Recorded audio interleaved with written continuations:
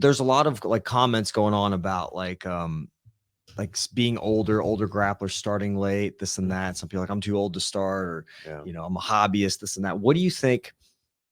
And this has a lot of layers to it. What do you think is like the oldest someone could maybe start and still maybe be a world champion, or that of that somebody started late? Now it's getting a lot earlier. When we say world champion, are we talking about like, let's say IBJJF, like adult or masters? Because see, that's the thing. So because here's the deal, like in jiu-jitsu, we have mastery divisions. Let's say adult. But so if we're talking about adult, we're talking about the best adult, right? I mean, now it's probably, you're 10. You're talking about, you're talking, you got into it when you're probably like somewhere in your teens, maybe a little bit earlier, maybe a little bit later, because like obviously there's Gordon Ryan who, he was younger, but he wasn't like 6. Right. Yeah. I see. This is the thing I do wonder about. So there's a book called The Sports Gene, and they were talking about in this book, the whole idea is that a lot of times we ascribe everything to the 10,000 hour type rule. You got to put in your 10,000 hours. By the way, if you actually look up some of the guys who did some of those studies, like Dr.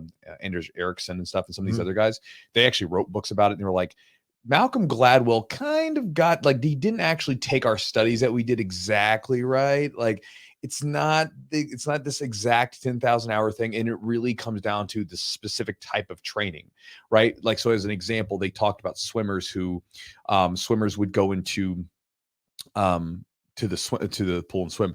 And they did these surveys with these different swimmers. And one of the things that they found was with the highest level swimmers versus the like good swimmers that were high level, but not at the highest level. They said that one of the things that was different was when those high level swimmers were going, they were like 100% wrapped up. And every time that they would move and they did a repetition, they were trying to keep their body in sync and see how it feels.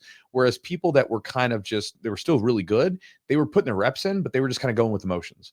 They weren't really that focused. Right. And so you can think about that even in a jiu-jitsu situation where like people come in and they're kind of bullshitting around as they're doing the reps. Like they're talking, having a conversation, they're having a good time, they're relaxed, and that is okay. Completely okay. But if you're trying to be the best, you got to be focused on your damn reps. You got to be focused on how your body feels and every little thing that happens, and 100% focus. The thing is, that takes a lot of energy to do. You're taking your mind and really working it, and the brain's eating up a lot of calories to make sure you're staying focused. And so with their studies, they were saying, like, again, in that kind of stuff, it's not necessarily 10,000 hours. It's about the type of hours you're putting in, the specificity of your training and how you do it. Now, that said, in the Sports Gene, the guy brings up, and again, this is not necessarily wrong or right. These are just ideas. Basically, he was bringing up all these examples of people where they completely bypassed these long training examples by essentially being built for a sport. And if you look at certain sports have certain physical criterias that will lend themselves to making you an effective player. An example is with like American basketball, right? Or just basketball. We don't have that issue with football, soccer. But with basketball, they found that it wasn't just height. Height was like, because everybody thinks you used to be really tall. Well, not exactly. It's like you need to be tall, but you also need to have there's a ratio of your arm length in relation to your height. So you have to have in basketball. Yeah. You have to have extraordinarily long arms for your height, and you have to have a good vertical jump. They said those two things, your arm length and your vertical jump, were better dictators as to whether or not you would be a good basketball player, just off physical things alone. And they were like using people like Muggsy Bogues back in the day, who was a little short guy, but he had these really long arms and he had a great vertical jump, right? And so they were also showing that there were these different groups of people that lived in certain countries who were really tall, but they weren't good at basketball, but they had kind of short arms, relatively to this ratio. And so, some of that I think comes down to too, is some people are probably built for jiu-jitsu. Some people are either built for it or they have a mind for it, and some people don't. You know what I mean?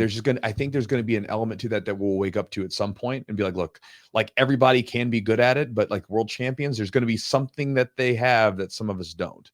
And I don't know what that is, but just sort of curiosity. But as far as like becoming a world champion, at an adult level, I think for most people, it's going to be one of those things where you're probably going to have to be in it at your teens. Or somewhere around before, and that's where you're gonna have to start.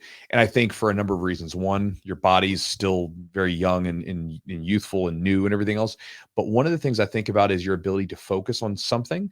The older you get, the less time that you have to focus on like an activity like that. Yeah. You know, because you start having a job, you have careers, you have families, all that stuff. Whereas when you're in your teens, bro, you can go all in. You know, in your early 20s, same thing. You can go all in because you have very few responsibilities and you have so much more bandwidth that can be, you know, attributed to that.